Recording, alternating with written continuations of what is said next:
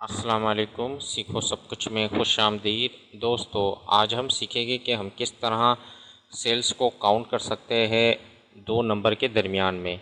आइए जानते हैं माइक्रोसॉफ्ट एक्सेल में इसको किस तरह किया जा सकता है। तो दोस्तों, इस वक्त हमारे पास डेट है, प्रोडक्ट है और सेल्स दी हुई है।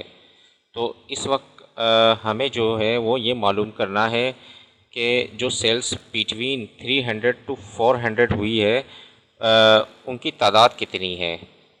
तो इस वक्त आप देख सकते हैं कि फर्स्ट जैन को जो सेल हुई है वो 400 सेल्स हुई है और सेकंड जैन को 300 सेल्स हुई है। और हमें ये मालूम करना है कि 300 से 400 तक जो सेल्स हुई है इसके दरमियान में और इसके बराबर में, तो वो कितनी है।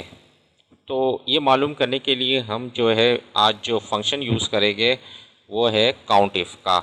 काउंट इफ्स यानी कि काउंट इफ़ के साथ एस लगा हुआ है। तो आइए इसको कर देखते हैं। इज इक्वल टू लगा दिया मैंने और काउंट, जैसे ही मैं काउंट इफ़ लिखूँगा तो मेरे पास दो ऑप्शन आ जाएंगे, काउंट इफ़ का और काउंट इफ्स का।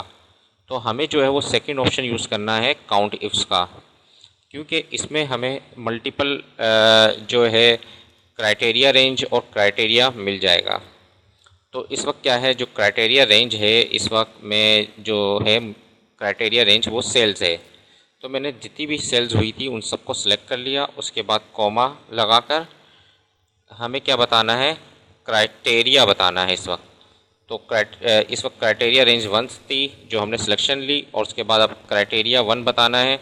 वो ये है कि हमें जो मालूम करना है, डबल कोट में मैंने टाइप कर दिया ग्रेटर देन और is equal to, greater than is equal to 300। अगर जो भी सेल्स है वो बड़ी है और बराबर है 300 के, तो उसकी क्या है, हमें सेल चाहिए। लेकिन हमें क्या है, सेल्स बिटवीन 300 टू 400 चाहिए।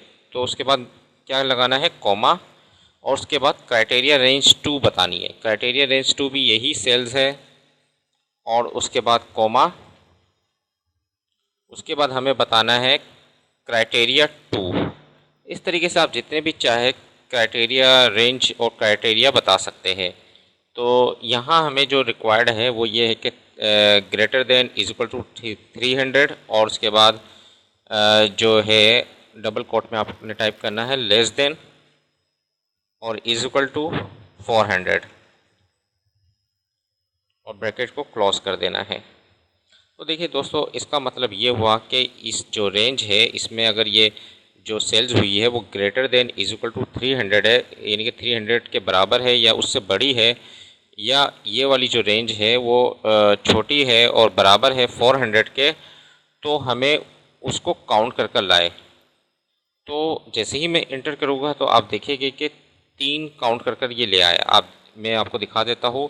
300 एक हो गया, 400 ये एक दो हो गए, उसके बाद हमारे पास 300 और 400 के दरमियान ये है 3 हो गई। तो इस वक्त 3 ये उठाकर ले आया, सेल्स बिटवीन 300 टू 400।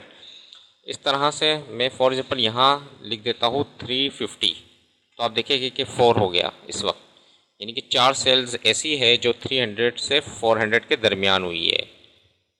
तो अगर मैं यहाँ लिख दूँ 365, तो आप देखेंगे कि यहाँ 5 हो गई। तो इस तरह आप काउंट इफ फंक्शन को यूज़ कर ये काम कर सकते हैं। तो दोस्तों, उम्मीद है कि ये वीडियो आपको बहुत पसंद आई होगी। लाइक और सब्सक्राइब करना मत भूलिएगा। दोस्तों, आप मेरे चैनल को सब्सक्राइब ज़रूर कीजिए ताकि कोई भी नई वीडियो आए तो उसका नोटिफिकेशन आपको मिल जाए। Thanks for watching. अल्लाह हाफिज़।